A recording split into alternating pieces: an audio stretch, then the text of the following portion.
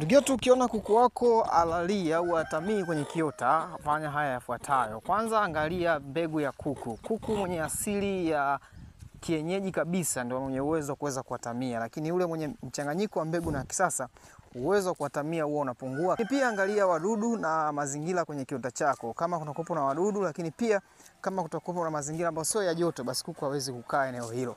Pia angalia afya ya kuku wako kama ni bora, kwa sababu kuku mwenye afya ndio atakayeweza kutengeneza joto kwenye mwili wake kiasi kikubwa, na hivyo ataweza kukaa kwenye kiota na kuvumilia kwenye kiota kwa muda mrefu.